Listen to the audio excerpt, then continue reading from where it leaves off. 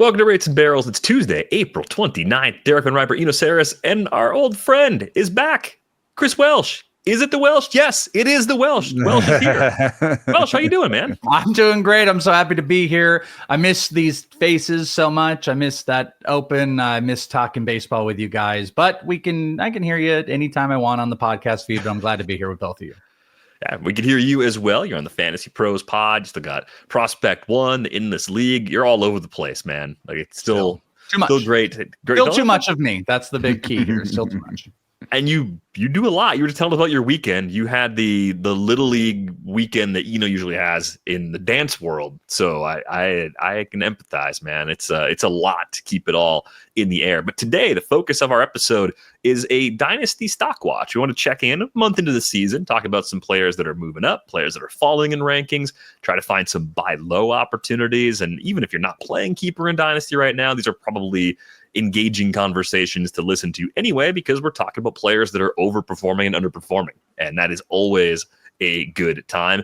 Be sure to join the Discord using the link in the show description. If you haven't done that already, you can drop us some mailbag questions for a future episode. I think we should start today with some buy low hitters, or at least some potential buy low hitters. Jordan Walker was the subject of a post in our Discord a day or so ago, and this came from Nova. Jordan Walker totally got to come around eventually, even if it's not this year, right? We're so post-hype on him, but he's still only 22, and he has 99 percentile bat speed. So that's always been there with Jordan Walker, right? The raw power potential kind of at the top end of what we're looking for. We talked about the EV50 a couple of years ago when he debuted being among the league leaders.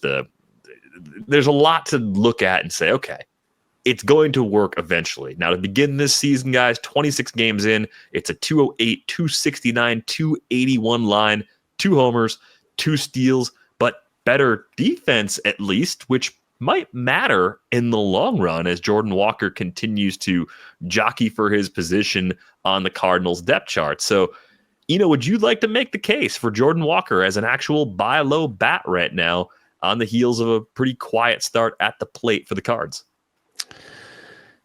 I'm losing faith. No, that's not the answer I was looking for. I'm losing faith. And the thing that I'm worried about is bat path. What we're seeing now is we have a 747 plate appearance. And maybe more importantly than the plate appearances, we have 500 batted ball events. And what we've got is a launch angle that changes a little bit. The barrel rate has never been gotten to plus, and the max EV has been elite.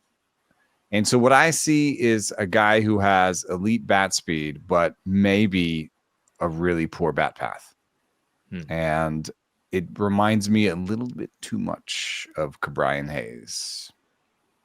Oh, goodness. You went all the way to the Kyren Hayes level of how long have we waited for Kyren Hayes to tap into the raw power that he's got? I don't see it from Walker when he pulls the ball as he did in 2024 and maybe gets the ball out in front. He's got the good barrel rate, but the bad strikeout rate. I think he has to. He can Frankenstein 2 or 3 different approaches he's had into one. And so there's maybe a little bit of potential, but I would only ask for Jordan Walker as the third piece in a deal. I would not be going out and pounding the table and trying to acquire him for my Dynasty team.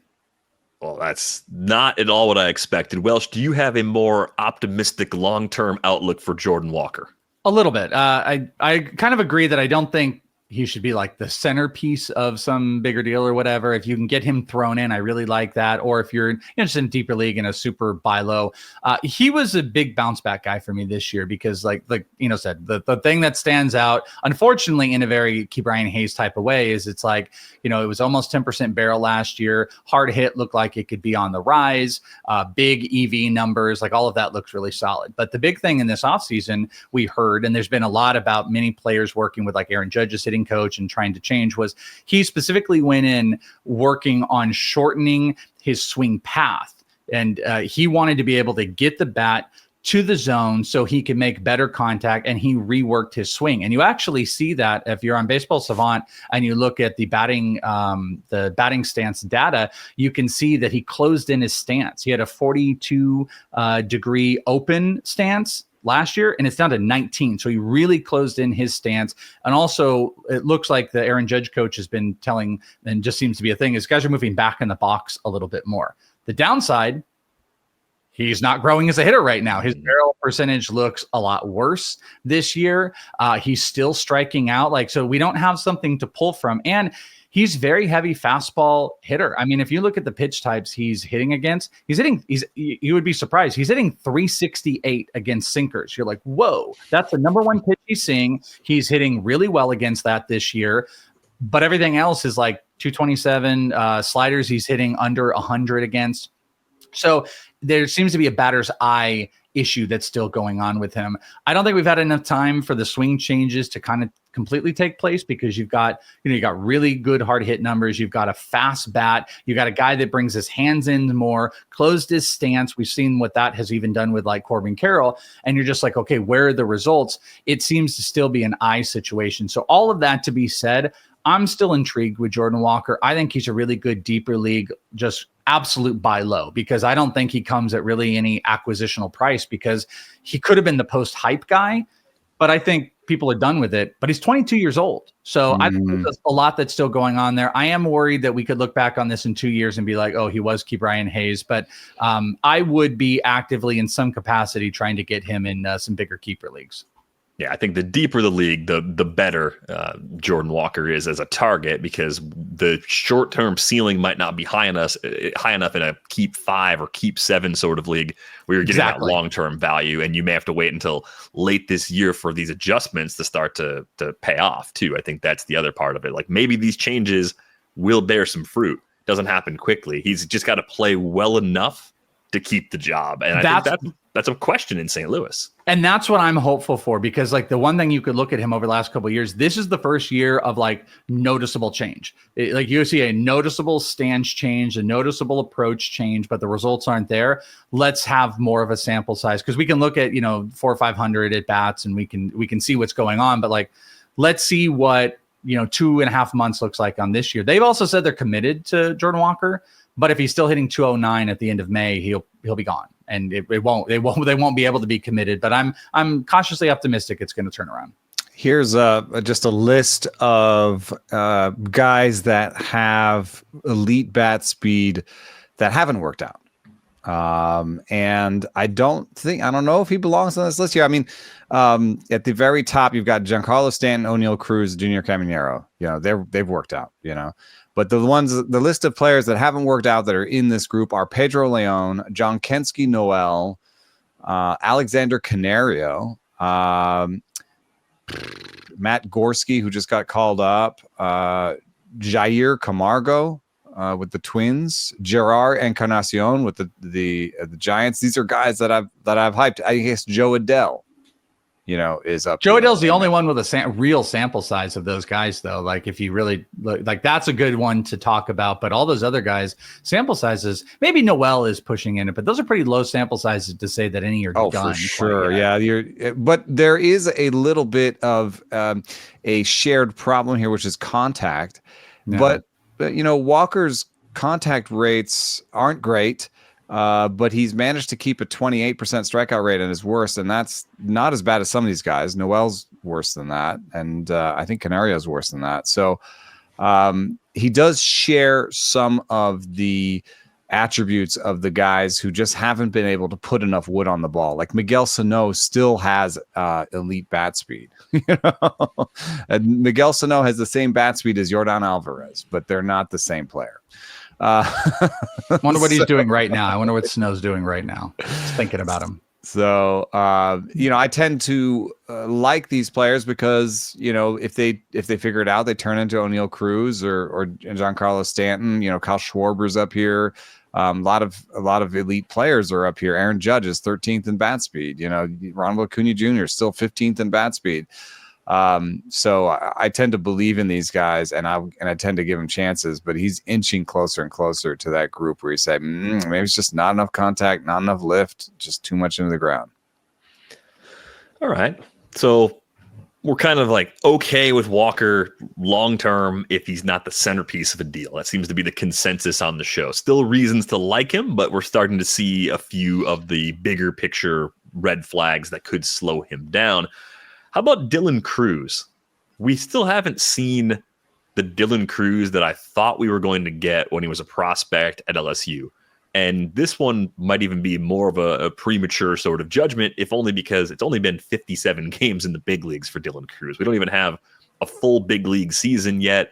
He's still just finding his footing against top-level pitching. Early on this year, the K rate is up at 26%. Walk rate has dipped to 3%. Still stealing bases, 6 for 7. That's the part of his game. I just didn't expect to get that much from Dylan Cruz as a base stealer. I knew he would run as a big leaguer, but didn't think he'd be the kind of guy that would pace out for 30-plus steals. What do we make so far? There's not a ton of chase. There's a good bit of hard contact. There's too many ground balls for him to unlock the power we saw from him at LSU. Is this a window right now, Welsh, where you want to get in and try to get Dylan Cruz onto your long-term teams before he starts to put all the pieces together? By the way, Dylan Cruz older than Jordan Walker. That's like the one of those things that blows you away when you look at that and the service time. Yeah, to me, this is like an absolute buy low right now. Am I worried about the strikeouts? Yeah, I am. He showed a lot of like breaking pitch slider worries that was like, man, he is going to get taken advantage of in the majors. And he has it's about a 39% K percentage against sliders right now. That's not super good. But like a lot of young hitters, breaking pitches are a little bit of their struggle. But right now, one thing you can poke at as well is fastball percentage. Something I noticed in the offseason, if you ever find extremes, whether it's extremes on the high or low of fastball struggles or doing really great, it's not really sticky, as like, you would say. Like, so here's an example. He's hitting 174 against four-seam fastballs right now.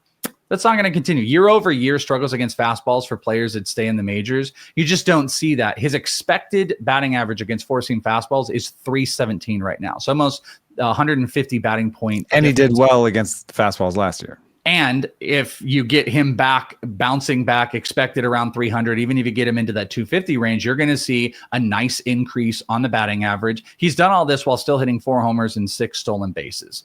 Big plus. Expected batting average is around 280. He's barreling 15% right now, which is triple what he was last year. And he's not pulling the ball in the air. And that's abnormal. 7% pulled air ball percentage. And he was around 13% last year. So you start kicking back on fastballs, start pulling the ball a little bit more, maybe walk a little bit. I think he's still lining up to look like a 20-30 type of guy. It could go in any direction. Maybe the power kind of ticks down and he's right under 20, but he steals over 30. He's been aggressive against left-handed hitters. I think or pitchers, you can probably put him back in the leadoff spot if he starts to bounce back, which they did. I think it's a great opportunity because I think a lot of people are burned by some of these rookies. Dominguez is kind of tailing down. Jackson Holiday hasn't quite found the stride, though I think there's some positive signs. And Dylan Cruz, for half of the season so far, I think has been talked about being cut by a lot of redraft people. So I think there's a really negative connotation with him right now. But from a dynasty perspective, I still think he's legitimately like a top 50 dynasty prospect, and people that are moving out from him, I would be. Now, this is a guy that I think you can have like a centerpiece of a trade for. You can go out and be like, hey, I'm going to, maybe I'm rebuilding and I'm trading. I don't know if you'd want to do this, but you could trade off like maybe a Casey Mize, maybe someone who's playing right now and they're like, hey, I need pitching help. Casey Mize has bounced back. You could trade a Casey Mize and get like a Dylan Cruz for a team. But you can, however you end up looking at it, this would be a guy I would be trying to buy right now. I think I agree. Yeah, I agree. The max EV is up and it's closer to where it was in AAA. So you look at his bat speed, it is above average. And when you look at his plate discipline stats, they were better last year. And I think this year he's just decided to be a little more aggressive, and pitchers are filling up the zone on him. The zone percentage is up. And I guess I could be worried that, the sliders in the zone is the way to get Dylan Cruz out. Yeah.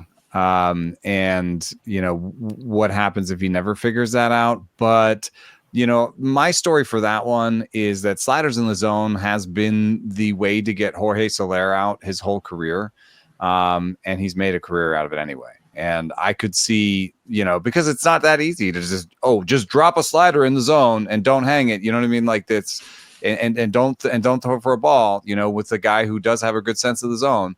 So he can spit on those and sometimes get a called strike 3, and maybe he'll have a slightly higher strikeout rate than you think you should have, given his contact rates. But his contact rates are good. His plate discipline is good. His bat speed is above average. His foot speed is good, and he makes the most of it. So I would say, above average to plus, like if you're talking about speed, the raw power is there and he's tapping into it more.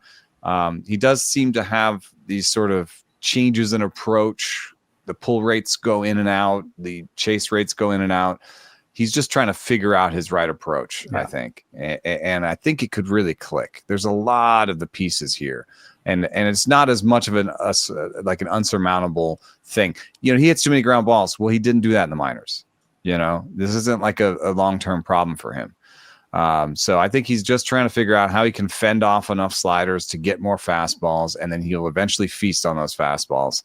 And I think, I don't know where the OBP is going to slot in, but I think he will end up being like a 260, 270 hitter that could have a 20-30 season. He could have maybe a 30-30 season in his peak. I think those pieces are there. All right, so it's a definite acquire grade on Dylan Cruz right now as he continues to make adjustments. It seems like he might have two different approaches he can utilize, right? If you can pull effectively, but you can also go the other way, it just becomes more of a learning process. How are you going to be pitched? What are you going to do in each situation? Marry those two approaches appropriately, and then maybe you get up closer to the ceiling that you both described. I think there's a player we disagree about in this group, Luis Garcia. You like Luis Garcia. You think he's a good buy low target right now. No, I just put him on the list. I, in fact, was going to talk about how I don't want to. What do you mean? What kind of sabotage are you running on our rundown right now? I just thought he'd be worth talking about as a possible buy low. Okay. Well, the reason I'm out is that he's got too much chase in the profile. He always has. And I don't know if I trust. It's kind of like a little bit like a Luis Rengifo sort of profile, where I don't know if I trust him to do it consistently, even though I think there are tools there. I think he's a weirdly high variance player for someone who doesn't strike out a lot. And I think it's because of the pitches he chooses to swing at. That's my main takeaway with Garcia. I did not like him in redraft coming into the season. I'm not buying a dip if there is one.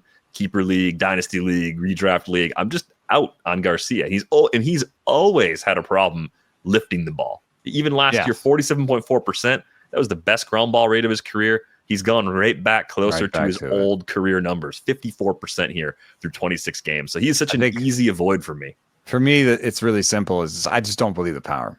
And if if you don't believe the power, that changes the ceiling for a player, changes their usability, and it puts so much pressure on their legs. And this is not a guy who is going to Xavier Edwards you to a championship. You know what I mean? It's just a guy who next year may hit 10 homers and steal 10 bases and hit 240. It's like, no thanks, I don't think. 45th percentile sprint speed with the bags that he had last year. It's already dipped to 37th percentile this year. He's young. He's always been young for the level. It's always felt like it's been a house of cards for me with Luis Garcia. Do you have any reason to like him, Welsh? Well, I mean, last year would be the reason to like him, but I think there's a twofold thing in here. Dynasty as a whole, like I do ranks, and I've posted ranks. I at least do it yearly on The Athletic for Dynasty and stuff. And assuredly, what you're always going to get is you're going to get like, why isn't ... higher? Why don't you like this? And a prime example is like what you're seeing with Luis Garcia. This was a 1 year pop, and it's really hard to kind of decipher, because when you looked at last year, you're like, wow. Batting average is up. He was almost a 20-20 guy. And then look at these changes. All of a sudden, he's an 8% barrel guy, career high hard hit percentage. And you're like, all right, well, K percentage went up. So he's selling out for a little bit more power. He's making more quality of contact. This is all looking good. Maybe he's not a cheap version of Luis Arise. But that's also the reason why you don't take the abnormalness of that season and then just go all in and be like, okay, well, now everything is going to change. Now he's going to barrel more. Now he's going to hit the ball harder. He makes tons of contact. Look at the world. It's our oyster. No. And it's like he came back down to earth. He came back down to earth and he stopped barreling. And he looked a lot more like the guy that's going to run, slow bat, low barrel, not great hard hit percentages, doesn't strike out. It's kind of like Jacob Wilson. But like Jacob Wilson has the extra advantage of like, he's got this really great ballpark and he's starting to lift the ball in the air a tiny bit. But all of these guys share those similar traits where it's like, that's great that they don't strike out. It's great that they can get on base, but am I going to buy into a 1-year power projection? I remember Luis García was one of like 3 players on the Dynasty ranks where it was like, but we all like him in redraft this year. Why isn't he higher in Dynasty? Because he's younger. And it's like, you guys kind of laid a lot of that out. Also, as a guy that is supposed to be some version of like a Luis Arise type of a clone, all he's doing is hitting fastballs. He's hitting 353 against 4-seam fastballs right now. The second 2 pitches he sees the most are sliders and curveballs. He's hitting under $170 against both right now. So it's great that he's not striking out, but he's still struggling with quality of contact. And the supporting data behind it is not like, oh, look, he's 15% barrel guy, or oh, look, he like Michael Garcia. We were like, man, look, he's 50% hard hit rate, but some of the other stuff isn't there. Luis Garcia doesn't have a lot of those. So he might float kind of backing around, and he's a 88% zone contact guy. So I think there's some nice things there. I give you one little argument.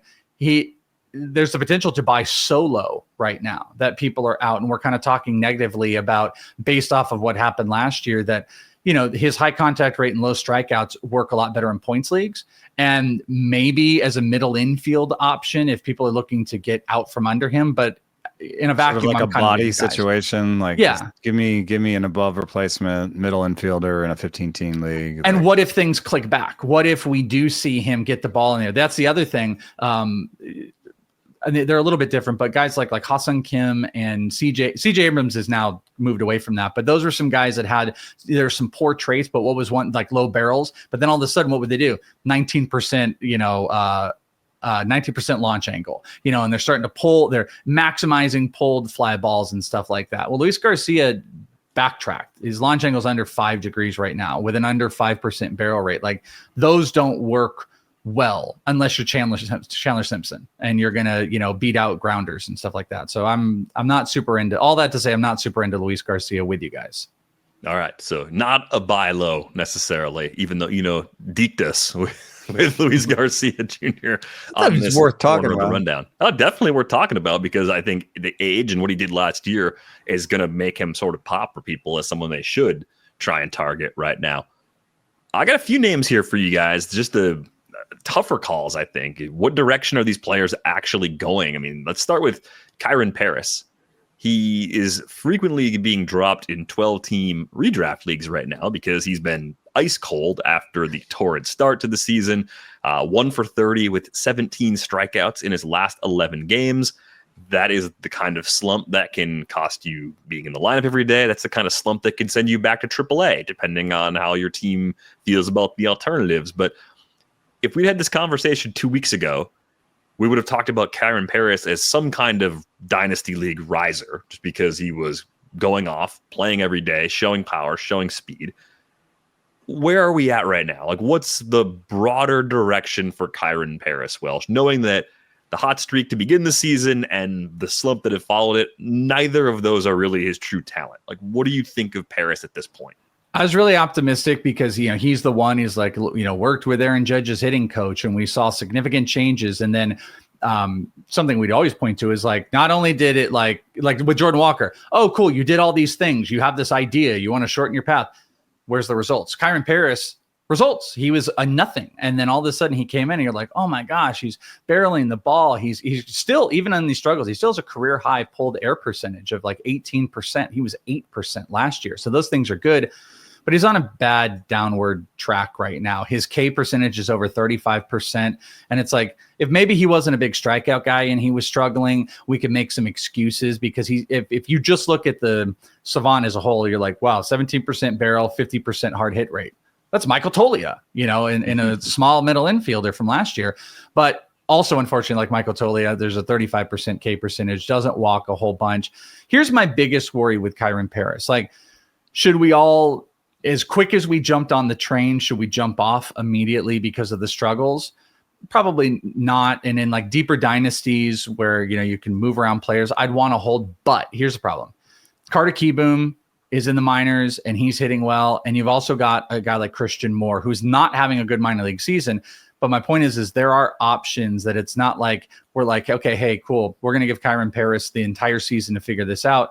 No, they probably are not going to. He's starting to sit more games. You got a guy like Keyboom who you're probably going to want to see soon. And if Christian Moore picks it back up, he almost made the opening day roster. So, from a buy low perspective, I don't know if I'm in a buy as I am like if I own him a hold just to see what the next 2 weeks hold out, because the changes created some really, really interesting production that's not holding right now. So why is that not holding? Is he just an unproductive, not great player, or is he going through an adjustment period? Like with Jordan Walker, are we on the bad side of the adjustment period and we just haven't seen the good? With Kyren Paris, did we just see the good and now we're only focusing on the bad, and will it turn? We don't have enough sample size to know, but you dynasty leagues, you got to figure out what's worth figuring it out. You know what I'm saying? Like you got to jump early. Like I got a dynasty. I had a league that I was able to pick up Tyler Soderstrom at the beginning of the year. That looks silly now, so it's like, you got to make your moves. Are you also going to be pissed if you spent equity on Kyren Paris, you dump him for nothing, and then 2 weeks later, things start to click back? People ask those, you guys get this all the time. People always ask these like vacuum questions. Should I drop bop, bop, bop? And it always needs context, because it's like, I'm probably going to say no. Like, no, you just shouldn't just drop a guy. Like, give me a reason why you're going to drop a guy, especially. What's the move? What's your league look like? People will be like, should I drop this guy? And I'm like, absolutely not. And then they're like, well, it's a 10 team and here are the players out there. And it's like, oh, okay, yeah, then maybe you could. Like, here's a good one. If someone was like, should I drop Austin Wells? I really struggle with Austin Wells right now because I still really like him, but he's had a poor run. I would, in a vacuum, in a dynasty or even redraft at this point, I'd probably tell you no. But then if you're like, I'd be more likely to be like, go buy him. Yeah, I agree. I agree with you. Even in a redraft, you just say cut Austin Wells, and I'm like, no. But then you go, okay, it's a 10-team league, and on the wire right now is Augustine Ramirez, Sean Murphy, Wilson Contreras just got cut. And I'd be like, oh, yeah, dump him now. So I just want to throw that out there, that the context of what else is out there before you say, hey, should I cut these players? I think you should have a reason. And Kyren is, I think, a good example of just have a reason before you cut it, but things are not looking good. Yeah, the interesting thing about Kyren, I just went down a rabbit hole in his pitch types, and in the hot streak, he was seeing four-seamers. And what's weird is that even last year, when he was bad across the board, had a 28 WRC plus, he was a positive against four-seamers. After the home run spree, he stopped seeing four-seamers as much, and they were replaced by sinkers. So you could just take sort of 15 percentage points of four-seamers and switch them over to sinkers since that hot streak, and he's gone cold since. He has a 0 batting average against sinkers, by the way, currently. So I think that you're just, anybody who has a good sinker is going to throw it to him. And so there's a new book on him, and it's really kind of similar to the old book. Maybe he just kind of got better at his strengths and didn't cover any of his weaknesses. And now people are like, oh, we actually care about this guy, Kyren Paris, in the lineup. We got to do a little prep work and think about how we're going to pitch him, as opposed to just ignoring that spot. And so I like, the fact that his barrel rate is up, but it's not in a sample that is really super meaningful. The hard hit rate, you are talking about 40 balls in play, and that's pretty low, but there's maybe some signal there. I'm willing to give him, like, when you look at the Bat X and Oopsie, they give him the best ISOs, the best slugging percentages of the group. And so I'm willing to give him maybe a league average slugging percentage. The problem is, so league average slugging percentage plus wheels is usable in a lot of leagues. It's going to be a terrible OBP, I think. And it's going to come with lots of strikeouts. So I don't think 10 and 12s, I'm not holding. I'm not sticking around.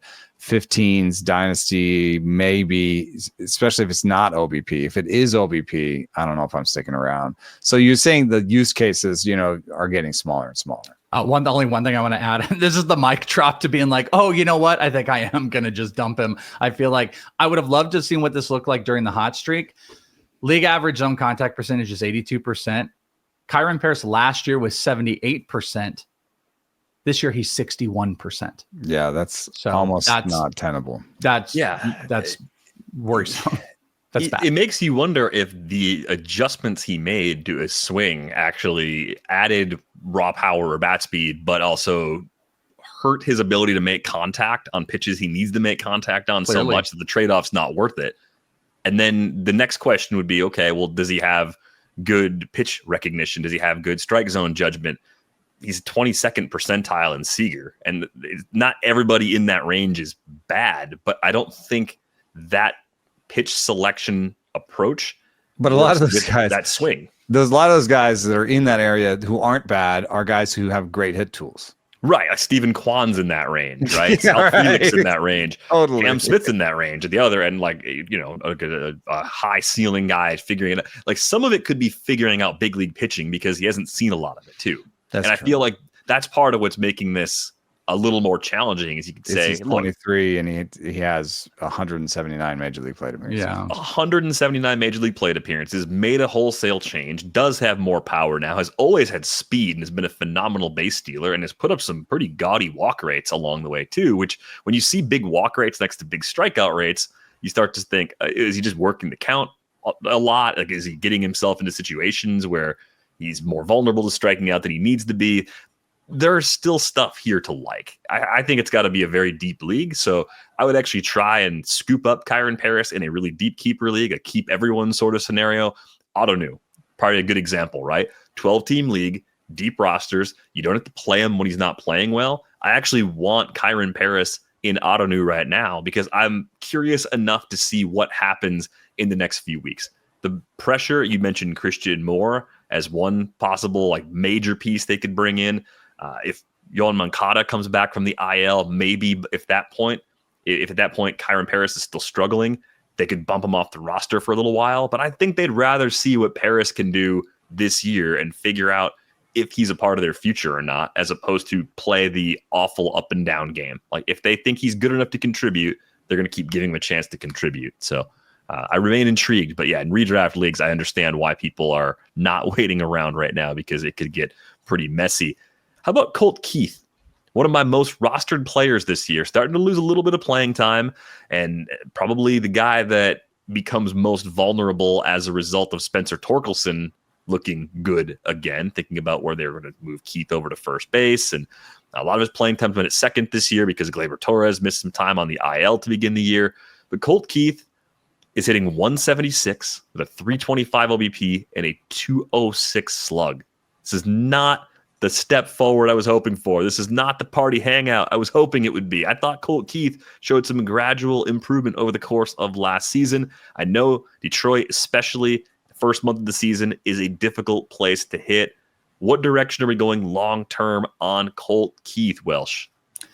I think he might still be a buy. I'm just taking a look here. I mean, one of the mirages for last year, and this is where I don't know which direction this is going to end up going, is how he performed against lefties. Last year, he hit 300 against lefties. This year, he's hitting 100.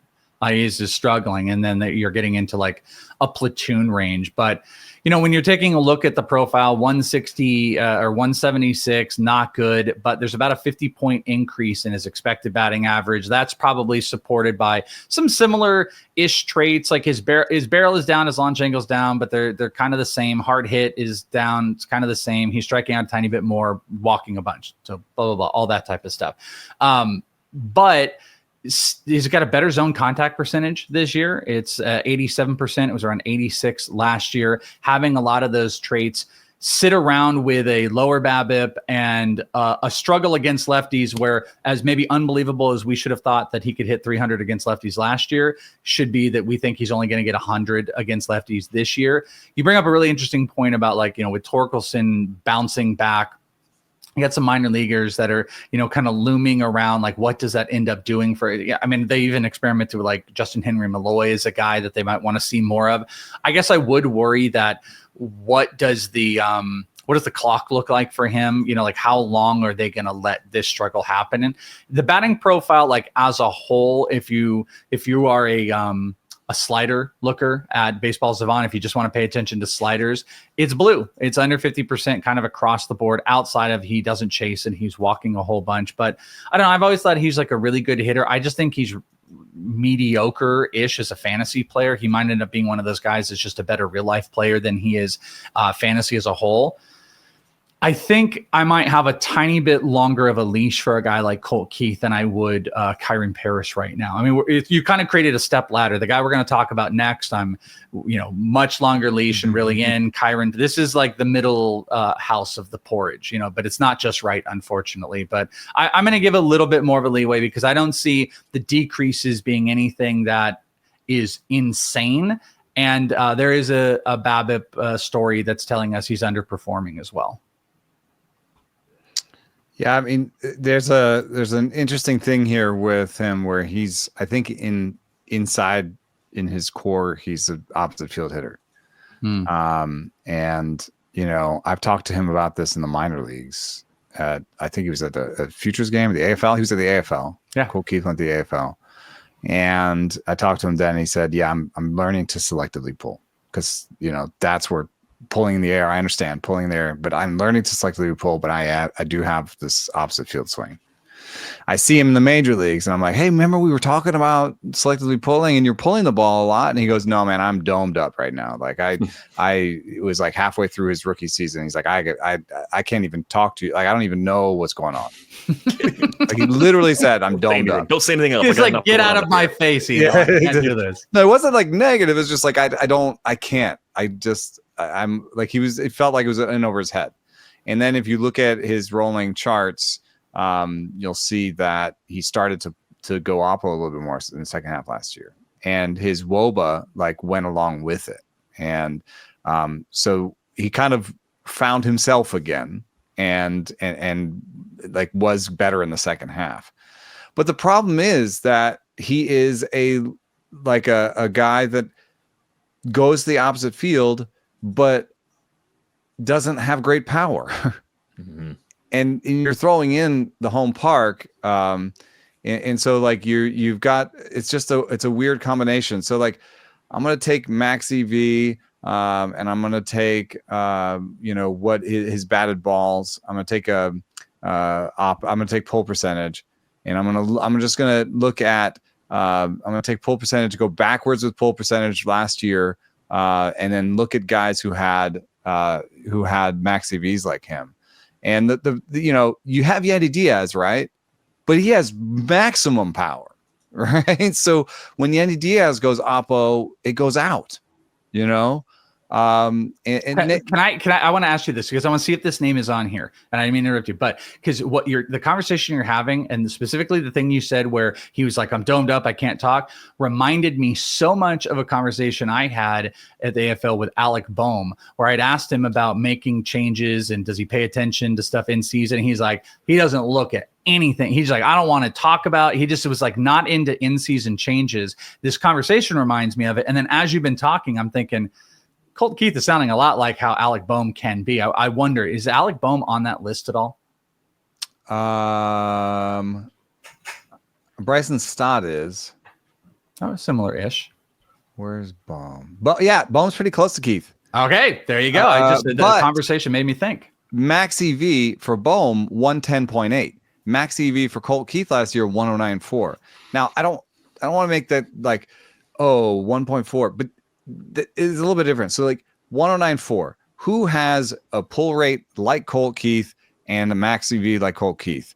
Mookie Betts, but this is Mookie Betts, not the 30 homer hitting Mookie Betts, right?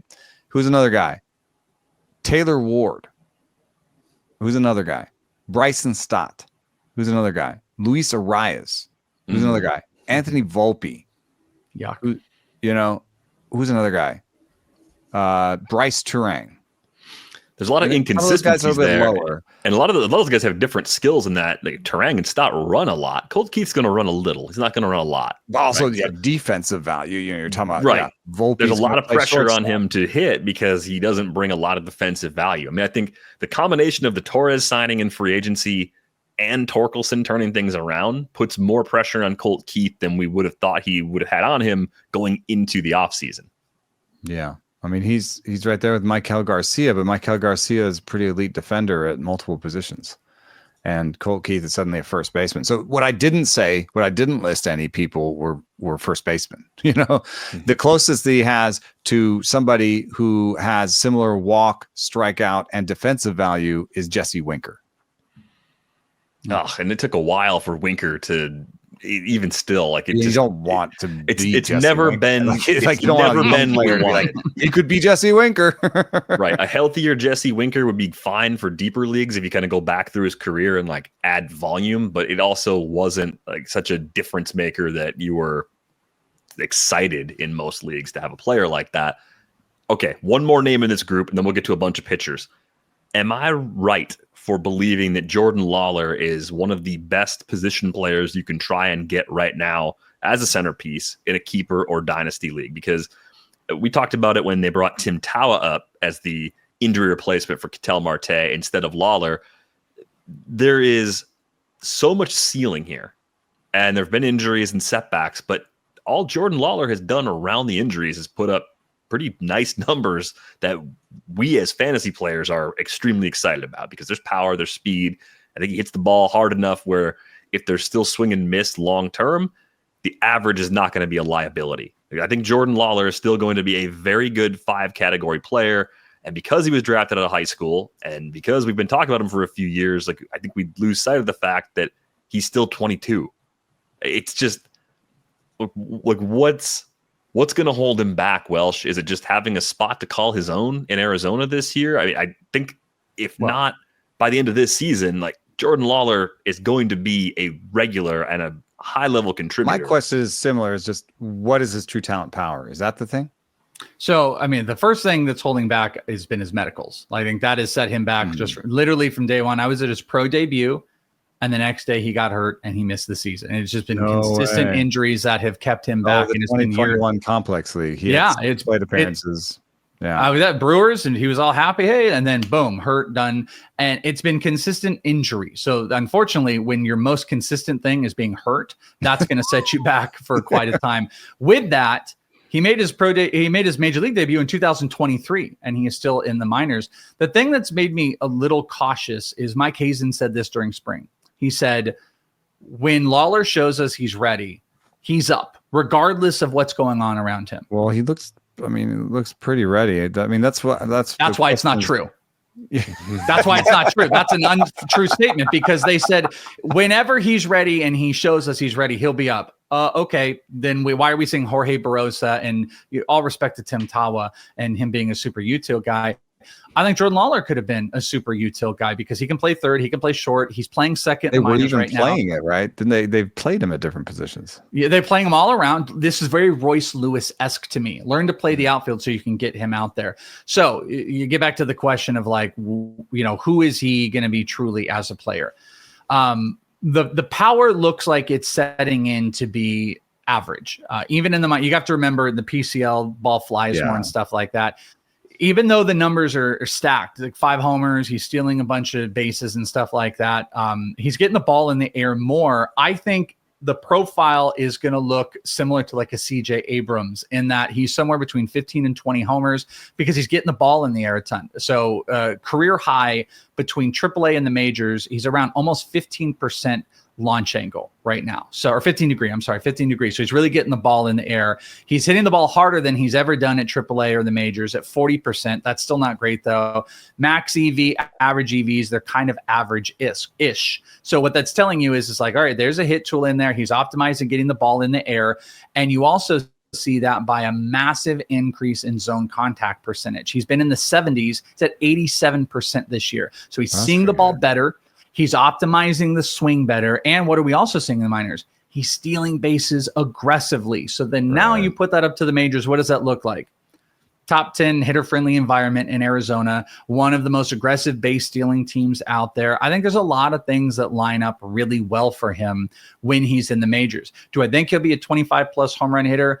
I don't.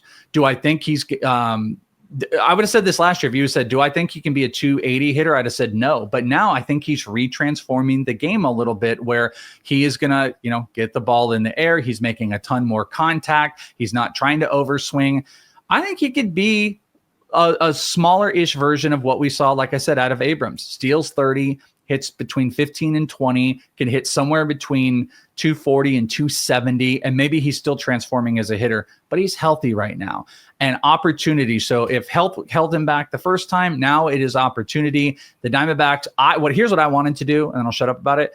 I wanted him to play in the outfield because Ketel's their second baseman. I saw him yesterday. He's going to be back next week, or he's going to be back on Friday, it looks like.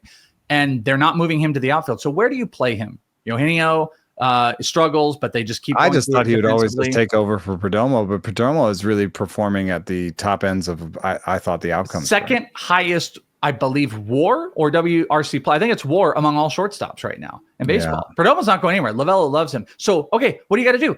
Get him in the outfield. Let him take some reps in the outfield. That's what I would love to see. And he hasn't done that yet. And they haven't done that yet. So I don't know how they work it out. Hazen has kind of lied about that because Lawlar looks great. And he's checking off all the boxes of what you would want. You want him to not strike out. It's 23%. You want him to walk. It's 13%. Zone contact is up. Stats are inflated. All of that is creating this weird mixture of what do you do in Dynasty? You go buy him right now because everything is looking and placing in really well. If he's a regular in the Diamondbacks lineup, he's going to be a dude. Yeah. And Alec Thomas and Jake McCarthy, the ringer, like if they decide and it'll be almost too late if he gets 2 appearances in center field in the minor leagues, people will notice that immediately. Yeah. So, what I would love for them to do, unfortunately, is you get Grichuk out of there. Let Lawlar play the short side of the platoon for DH and let him be a super util guy that gets a game or 2 for Eugenio. He spells Perdomo one day. Maybe he gets in the outfield. It could be a Jackson Merrill situation where you put him in center and suddenly you're like, wait, this works. That's what I wanted them to do in the spring that he did. But I think you can make it work. But the cool thing is you can buy him right now when he's not in the majors and it doesn't seem like there's a spot. That's why the opportunity is super interesting to buy him because he was until Nick Kurtz and him tied in hits, but when he got called up, like he was as hot of a hitter as Nick Kurtz is. And I tend to focus on like Maxi V a fair amount because I want to know what their bat speed is. I don't want them to be legging out doubles. That doesn't work as well in the majors. But I think looking at that, I think he could like worst case be like a Bryson Stott guy where he's hitting 10 homers and stealing 30 bases. And that'll play too. So I think, and he might be a better sort of hit tooly hitter guy than Bryson Stott. So, if he kind of gets the most out of his power and hits 15 or 18 or 20, then you'll be really happy. So I think worst case scenario, you're maybe like a Volpe last year too. The good version. Right. Yeah. So not this one. Right. So I think he's all right. I have a great idea. We're only going to talk about hitters in this episode. We'll talk about pitchers on a future episode. we got like 12 minutes. We're really. I had a feeling I overscripted it. Yeah. Welsh just mentioned Volpe, and I know for a long time you were an Anthony Volpe guy, and I was an Anthony Volpe guy, and Eno was an Anthony Volpe guy, and we wondered can he take the best parts of his approach and can you Frankenstein all the good Anthony Volpes we've seen and cut out all the bad and make Super Volpe.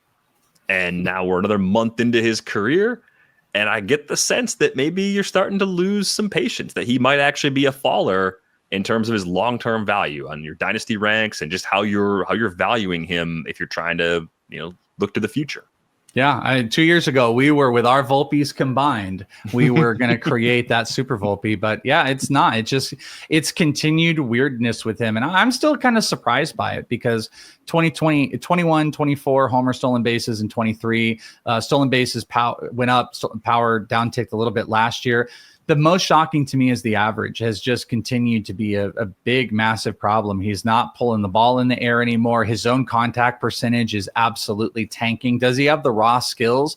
Yeah, he does. He's still hitting the ball hard. He's actually barreling this year, but he can't consistently get the ball in the air. He can't make consistent contact. And this is an example of a guy where it's like, all right, well, how long do we do this game? Like, how long are you going to hit under 250 and not ever piece anything together?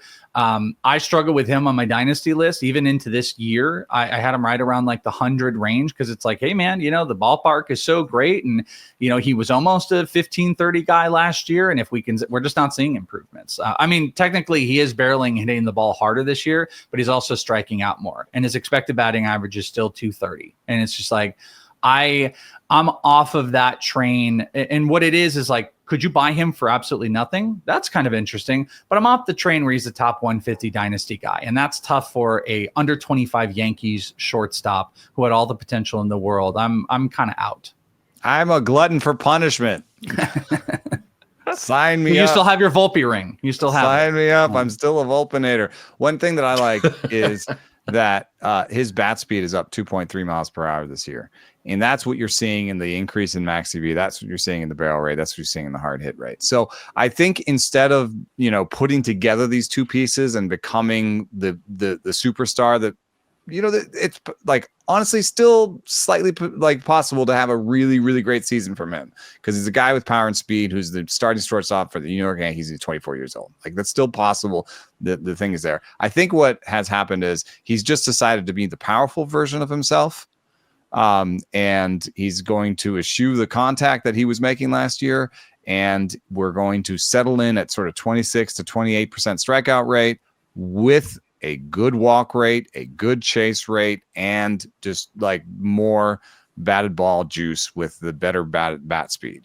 So I think he's settled into a guy who's going to hit 240, but still manage a 320 OBP and, like a 450 slugging, so I think that there's a lot of leagues where that's really useful.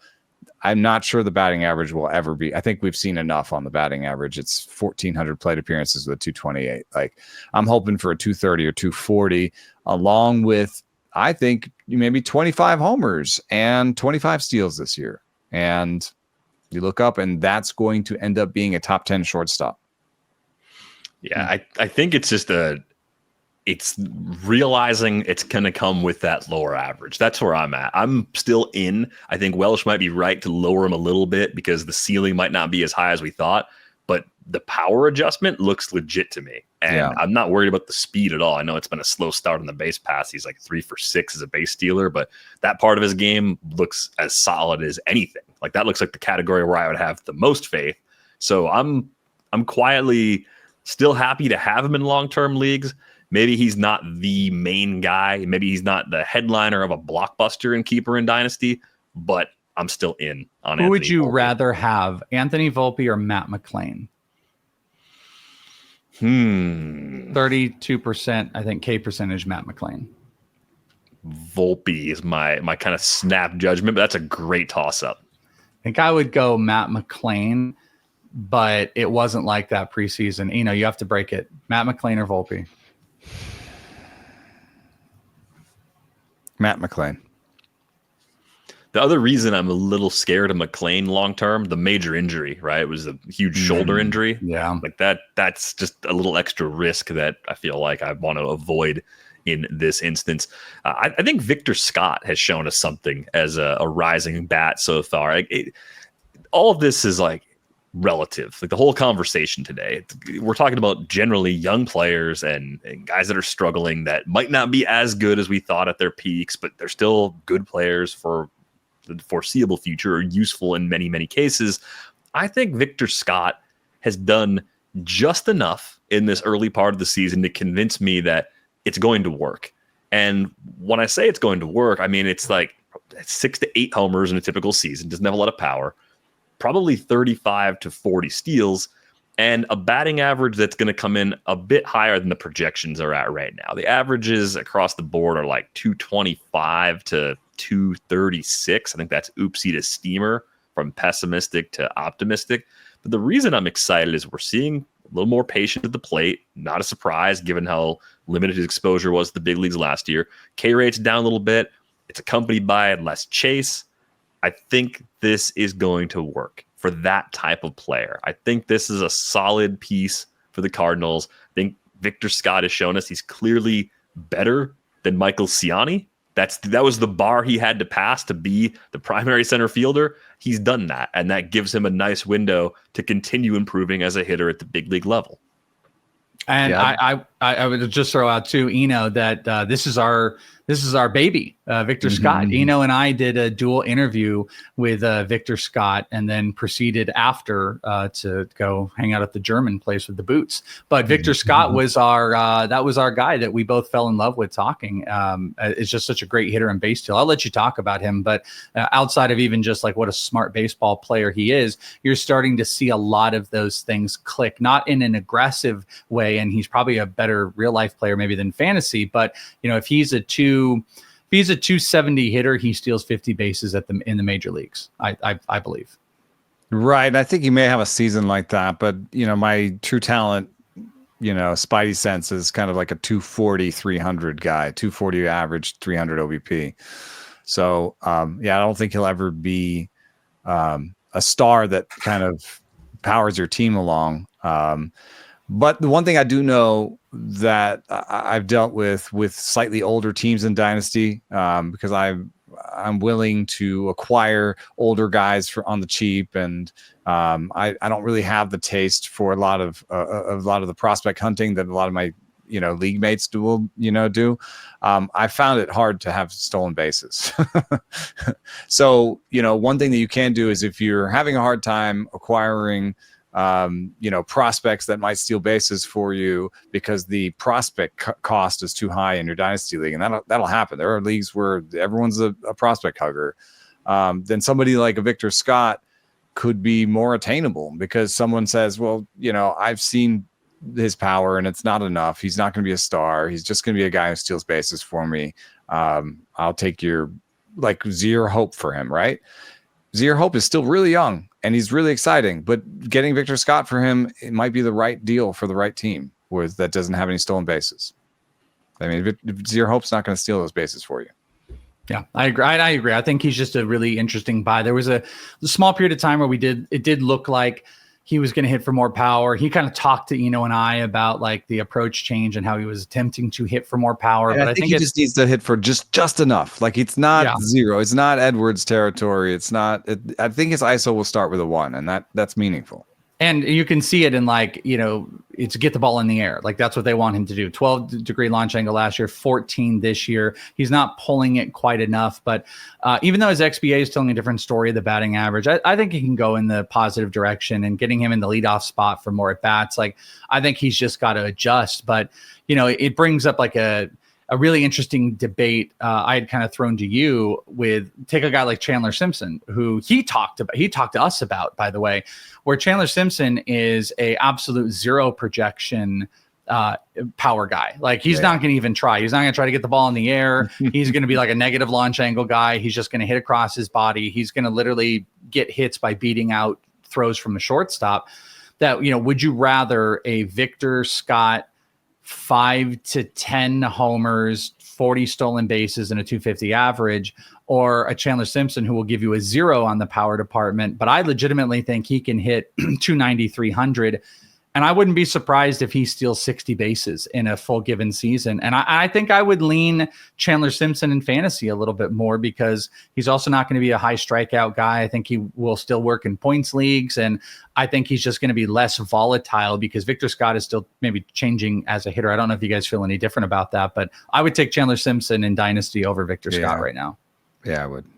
Yeah, I think it's a safer floor for Chandler Simpson because the ability to put bat to ball is so good. If they had the same strikeout rate, I would trust Victor Scott more. Because he has a little more power, yeah. Because he has that little bit extra power. But I think that extra bit of hit tool is significant. And Simpson, yes, I think you're setting a fair expectation, talking about 60 bags. There's a chance that he's a league leader by a wide margin if it all goes well. That's in the range of outcomes. But when we did talk to Victor Scott, he's trying to steal 100 bases that year. The year that Victor Scott wanted to steal 100. Yeah, 100%. And it was very funny too, because like I was like, you led the league in the minors, and he kind of begrudgingly was like, he's like, well, Chandler had like 1 or 2 more. And I was like, well, if you count the AFL, you got to over 100. But good competitive. They're best friends too. If people didn't know that, it's a cool story. Yeah, I mean, Victor Scott had 94 steals in 2023 between high A and double A. It was 94 for 108 on the base pass across those 2 levels. So the stolen base ceiling might be closer than you think, but I do think a K rate that might flirt with 10% as a big leaguer for Chandler Simpson goes a long way towards protecting that average. His BABIP's going to be weirdly high because of his top end speed. We've already seen that on display, and it's only been 8 games in the big leagues for Chandler Simpson? Is that it? Yeah. Feels like he's been up for a month, but no, he's been up for a little over a week. I mean, let's take some theory talk here real quick. Like if you had a theoretically 0 strikeout rate, then you could just, your batting average would be your BABIP. Yes. Yeah. that is correct. But especially if you're not hitting homers. I don't know if it works that way. You know, because you would be such a limp stick too, right? Like, wouldn't everybody just like fill up the middle of the zone? And his BABIP work that way? That's a question for you, not me. Yeah, I'm just genuinely curious to see the different approaches pitchers will use against Chandler Simpson and how he adjusts to them. Because I mean, just from a development standpoint, I would take Victor Scott's development the way that I think the Cardinals did, which is let's see how far we can push the power. You know, because I would just Chandler Simpson. I don't think you do that. I think you say this is unique. Right. That's the way it is. I'm interested in right there. It's like, do you say no, don't go for power at all, and then you totally limit your ceiling. It's like old Juan Pierre. It's just like do what you do. Do what you do. Don't change anything, and let you succeed, and do it at the top of the lineup. And I think that's the path for Chandler Simpson. Very few regulars that have an ISO that start with 5, especially nowadays. Yeah, that's what I'm saying. It's like the teams are just kind of want to have only guys that have power at every position. In terms of qualified hitters last year, ISO begins with a 0. Jacob Young, who I guess he still has his job this year. He's the 4th outfielder. Yeah, 4th outfielder. He's not the center fielder anymore. Sal Frelick is a regular. Luis Arias, Andres Jimenez, who's adding power back. Bryce Turang, who I think tried to add more power. Comes up on every one of these searches that you do. Yeah, and then Nico Horner and Michael Garcia just basically passed it, and then Stott, who I've brought up twice in this one. So.